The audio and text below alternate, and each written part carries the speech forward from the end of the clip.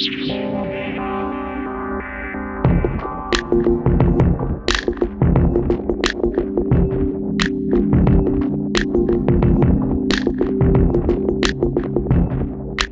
gente, tudo bem? Aqui é o Leonardo do Mind Headphone e é o seguinte, há um tempo eu fiz um vídeo aqui no canal falando, na minha opinião, por que fones 5.1 e 7.1 real não existem. Foi um vídeo um pouco polêmico e caso você não tenha visto, tá linkado aqui em cima para que você possa ver e eu acho que seria legal você assistir esse vídeo antes de ver isso aqui.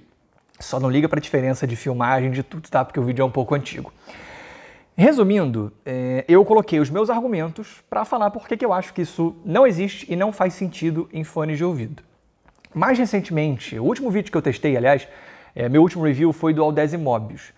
E é o melhor fone gamer que eu já escutei e ele me fez pensar em uma série de coisas que eu poderia trazer aqui para poder expandir um pouco mais nesse assunto, explicar, melhor do que eu expliquei nesse vídeo mais antigo, essa minha posição, né? Por que eu acho que isso não faz sentido. Então, esse é o objetivo desse vídeo aqui.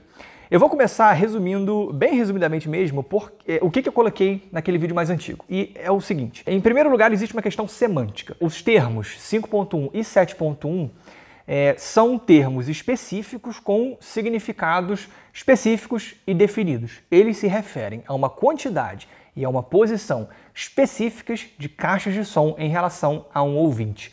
E essas quantidades e posições específicas são impossíveis em um fone de ouvido. Você não tem, por exemplo, um canal central num fone, não tem como. Então, só numa questão semântica, isso já não se torna possível. É claro que você pode falar, mas não precisa ser tão rígido, a marca pode estar falando, querendo dizer, não sei o quê, mas não é exatamente. Em relação a isso, é que eu entro no problema maior, que é o principal aqui desse vídeo.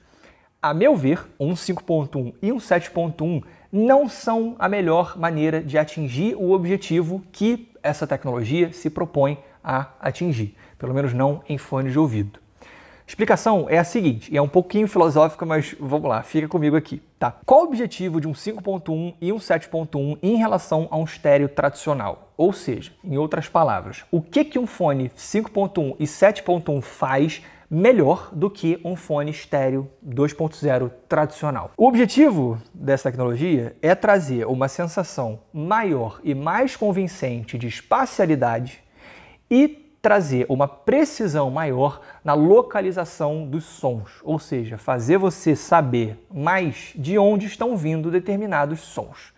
Tudo certo? Concorda? Beleza. Na minha opinião, essa não é a melhor forma de chegar nesse objetivo. Mas por quê? Para explicar por quê, eu preciso explicar por que fones normais 2.0 não são bons nisso. E é o seguinte, quando a gente escuta sons na vida real, na natureza, por exemplo, se aí no lugar da câmera tivesse uma pessoa falando comigo, eu não escuto somente a voz dessa pessoa. Eu escuto a interferência da voz dela com o ambiente, né? Porque a voz, ela rebate atrás, rebate do lado, rebate aqui, rebate na frente, rebate do outro. Ela fica circulando por esse ambiente e rebatendo nas superfícies. E o nosso ouvido escuta tudo isso.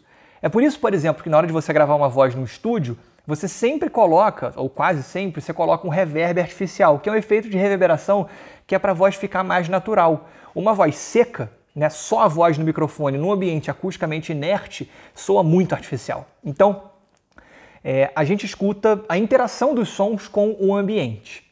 Além disso, tudo que a gente escuta sofre influência do nosso corpo. A gente tem um torso que interfere no som. Ele muda a curva de frequência de um som, a parte externa das orelhas, né? A pina também exerce uma influência nesse som. Tudo que a gente escuta sofre todas essas alterações, né? Tanto do ambiente quanto dos nossos ouvidos. Essa é uma realidade, né? E tudo que a gente escuta é assim.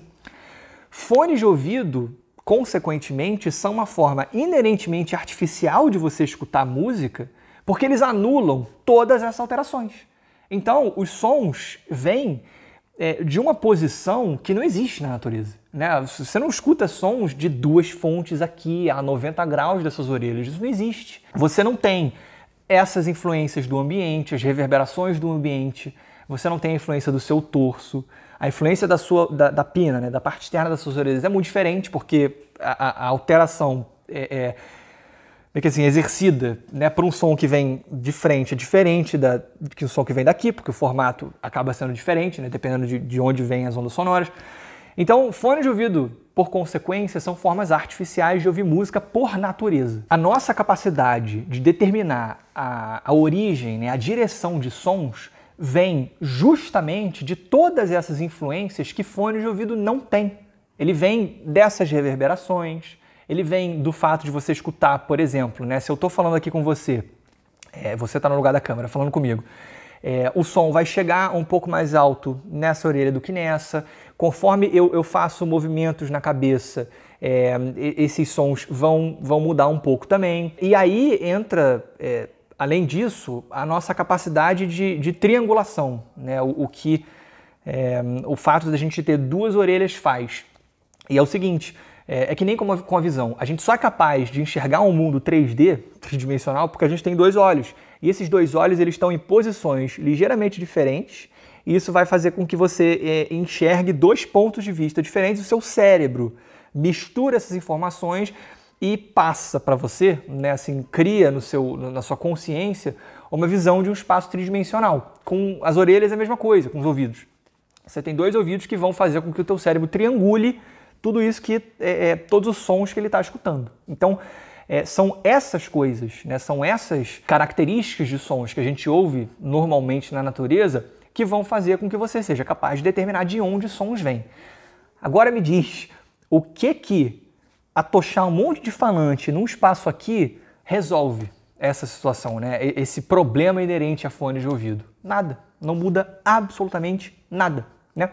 Então, pensa no sistema Surround 5.1 de caixas de som. Você tem um falante central, você tem falantes traseiros. Existe numa sala uma diferença clara em relação ao que a gente ouve entre um falante que está lá e um falante que está atrás.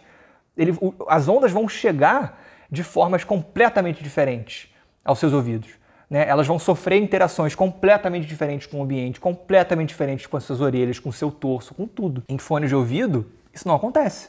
Você tem um espaço de milímetros, no máximo centímetros, entre um falante e outro. E isso não é o suficiente para criar o mesmo efeito, né, que você tem com o sistema Surround de caixas de som. Não vai mudar nada. E aí fica a pergunta, o que muda? O que vai fazer com que fones de ouvido consigam entregar uma experiência que lembra mais a vida real? Você tem três coisas aí, tem três coisas que você pode fazer. Primeira, gravações binaurais. O que são gravações binaurais?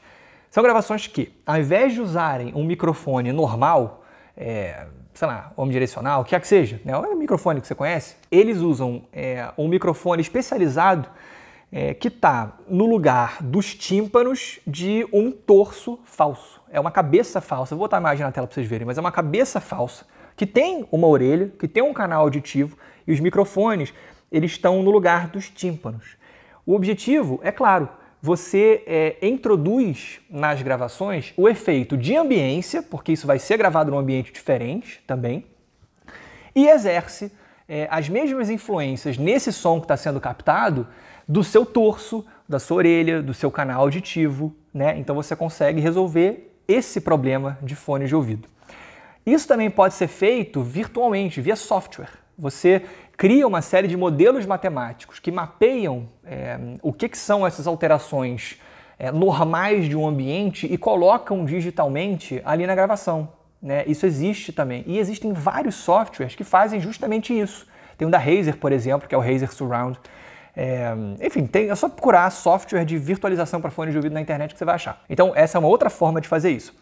E existe também uma tecnologia como a do Audeze Mobius, que é a Waves NX, que resolve o problema do movimento da cabeça. Porque, de novo, né, se tem uma voz falando comigo ali, se eu mexo a cabeça, o som permanece no mesmo lugar. Então, isso vai, assim, todas essas interferências que eu falei do ambiente e tudo mais, né, do corpo, isso tudo vai ficar mudando conforme eu mexo um pouquinho a minha cabeça. No fone de ouvido não, porque o fone está sempre te acompanhando, né? Então essa tecnologia, ela resolve justamente essa limitação e faz com que os sons pareçam sempre vir de um ponto único. Por quê? Por meio de um acelerômetro, o fone detecta se você está mexendo a sua cabeça e aí mantém o som no mesmo lugar. Essas são as coisas que vão fazer com que um fone de ouvido se pareça mais com a vida real, que traga uma sensação de espacialidade por meio de ou gravações binaurais ou softwares de virtualização que vão criar um efeito parecido com o de uma sala no som, e essa tecnologia de rastreamento da cabeça. E todas elas, ou melhor, nenhuma delas depende de um fone que tem vários alto-falantes num espaço minúsculo. Isso não vai mudar nada, pelo contrário, vai ser até pior, porque é muito mais difícil você integrar todos esses alto-falantes.